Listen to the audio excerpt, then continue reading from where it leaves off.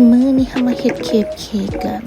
เป็นการเฮ็ดที่มีอุปกรณ์บ่ครบ แล้วก็เฮ็ดตามคลิปวิดีโอใน YouTube ขั้นตอนทำอิฐเฮาละลายเนย แล้วก็ปะไว้ให้มันเย็น หลังจากนั้นเฮาก็มาตีวิปปิ้งครีมทำอิฐมือลองตีมือเบิ่งแต่ว่าบ่ไหว เพราะว่าต้องตีให้วิปปิ้งครีมจนเนียนจนฟู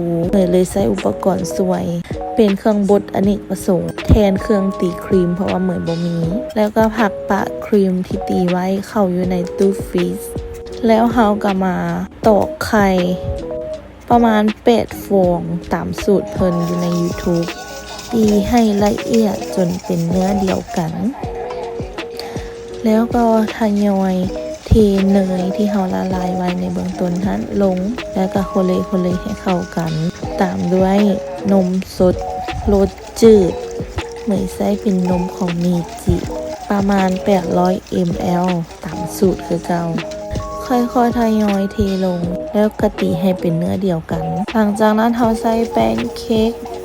กับแป้งอเนกประสงค์บ่ได้ร่อนแป้งเด้อ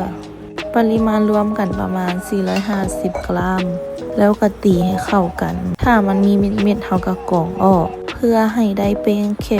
กยันละเอียดประมาณนี้แล้วเฮาก็มาใส่สีผสมอาหารซึ่งอยากบอกว่าเหมยซื้อมาผิดสีและตั้งใจที่ซื้อสีแดงกับสีเขียวเป็นสีผสมอาหารทั่วไปอยู่ในซุปเปอร์มาร์เก็ตเลยแต่สีที่เหมยได้มาแม่นสีเหลืองกับสีส้มซึ่งก็บ่ต่างจากสีเค้กถ้าใครอยากเฮ็ดเป็นเค้กเรนโบว์หรือสายรุ้งก็ต้องซื้อมาให้ครบประมาณ7สีต่อมาเฮามาตั้งเตาเป็นเตาแบนๆเตานี้เป็นเตาเค้กเฉพาะถ้าไผบ่มีก็ใช้กระทะแบนๆแทนได้เด้อทาเนยกันการติดหม้อแป้งเค้กลงประมาณ1จองแล้วค่อยๆเฮ็ดให้มันเป็นวงมนตั้งไฟอ่อนๆกันแป้งใหม่เด้อแล้วก็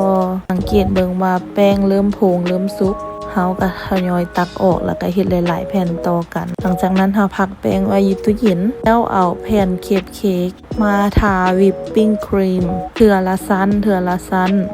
ยองๆกันหลายๆชั้นเหมยเฮ็ดประมาณ2สีส้มกับเหลืองถ้าเฮ็ดเป็นเรนโบว์นี่ก็สิงามไปอีกแบบมีหลายสีสันเอาแผ่นเค้กลงแล้วก็เอาวิปปิ้งครีมลงเทื่อละชั้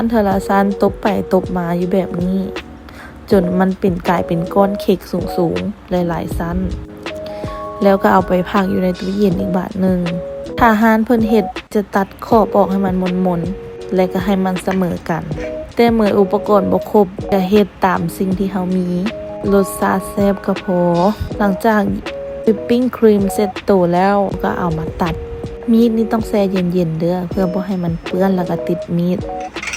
แล้วเฮาก็จะได้หน้าตาประมาณนี้ถ้าอุปกรณ์เฮาครบเฮาก็จะเฮ็ดได้งามได้ไวแล้วก็เป็นทรงที่แบบมาตรฐานหลายขึ้นมีสีสันหลายขึ้น